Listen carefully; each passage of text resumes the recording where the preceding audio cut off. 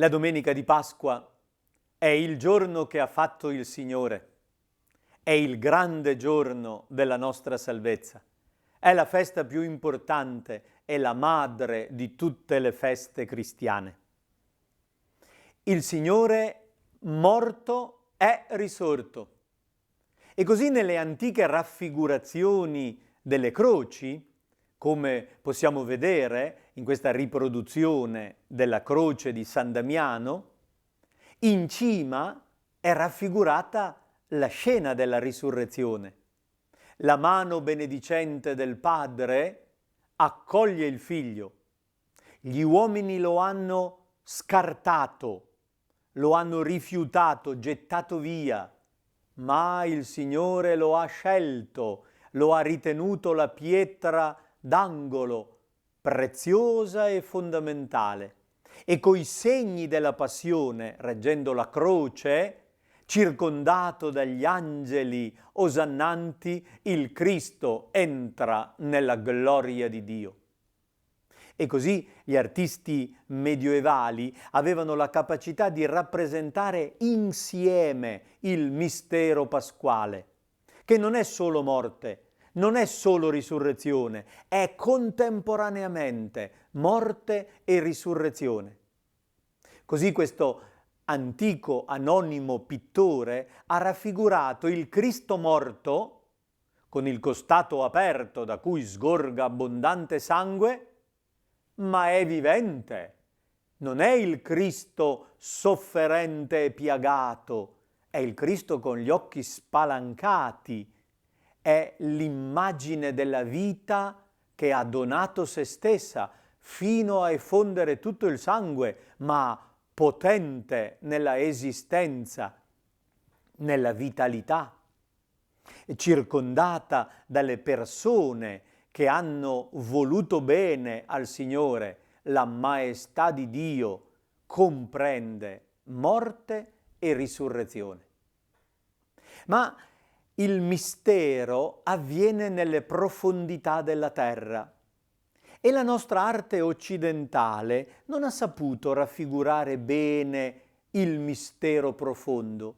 Invece le icone della tradizione bizantina ci aiutano meglio a comprendere l'evento straordinario, il mistero che si compie a Pasqua. È quello che nel credo viene chiamato discesa agli inferi, non all'inferno. Nel mondo infero, cioè inferiore, quello che nella tradizione biblica si chiamava lo Sheol, il mondo dei morti. Cristo scende nelle profondità della terra per recuperare l'umanità. In questa raffigurazione della discesa agli inferi vediamo al centro il Cristo vestito di bianco, luminoso, come il Cristo della trasfigurazione.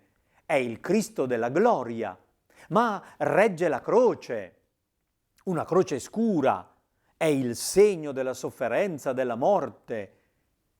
È una realtà che resta proprio attraverso la sua passione.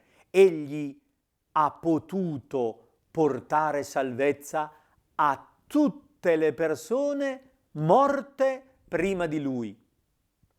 Circondato da un cerchio di color verde-azzurro, richiama la profondità del mistero, l'assoluta trascendenza dell'evento, che però riguarda concretamente l'umanità. E se con una mano il Cristo tiene la croce, con la destra prende la mano di Adamo. Quel vecchio alla destra di Cristo, in primo piano, in basso, è proprio Adamo. Vecchio perché è il primo, è il più vecchio di tutti gli uomini. È il disobbediente. È colui che rovinò l'amicizia con Dio. Ma non fu l'ultima parola. Il nuovo Adamo portò a compimento l'opera della salvezza. I sepolcri si aprono. Dall'altra parte, simmetrico ad Adamo, c'è la figura di Eva, l'antica madre. In loro due c'è l'intera umanità che esce fuori dai sepolcri. Il Cristo tiene i piedi sopra due porte che sono vistosamente scardinate. Sono le porte degli inferi, le porte che tenevano chiuso quel mondo sotterraneo e nessuno poteva uscire. Il Cristo ha infranto le sbarre, ha rotto i chiavistelli, le serrature, tutte quelle realtà che si vedono disperse nel buio degli inferi sono l'immagine di ciò che blocca, opprime, impedisce la libertà.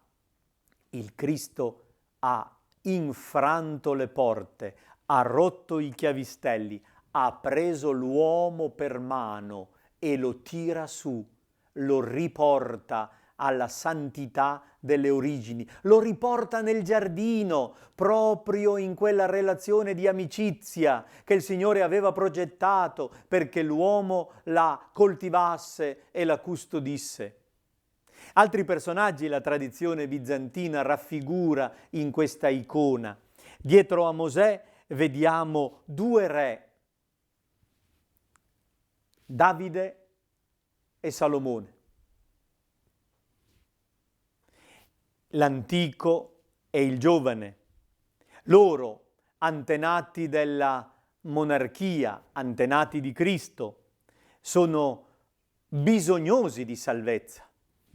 E dietro, caratterizzato dall'aureola, Giovanni Battista, morto poco tempo prima di Gesù, ma morto prima. E quindi anche lui nel mondo dei morti ha bisogno di essere liberato dal Cristo. La figura giovane alle spalle del Battista rappresenta Isaia, il grande profeta, mentre dall'altra parte, dietro a Eva, compare la figura di Mosè con le tavole della legge e vicino a lui, vestito da pastore, la prima vittima, Abele, ucciso dal fratello. E dietro figure di profeti, riconosciamo Geremia, anziano con la barba lunga. Sono figure simboliche che vogliono rappresentare tutta l'umanità vissuta prima di Cristo. Hanno bisogno di essere salvati. La risurrezione di Gesù è la salvezza dell'umanità.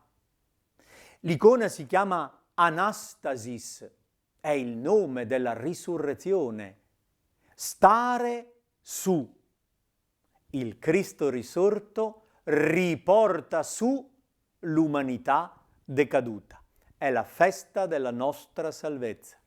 E le letture, sempre uguali in ogni anno, ci propongono la visita al sepolcro vuoto, la scoperta di questa assenza del corpo, la bella notizia che il Signore è risorto. E gli apostoli la annunciano commentando che questo è il giorno che ha fatto il Signore. Rallegriamoci ed esultiamo. Il Signore ci porti su, lasciamoci portare su, lasciamo che possa operare questa anastasis con ciascuno di noi. Buona Pasqua a tutti!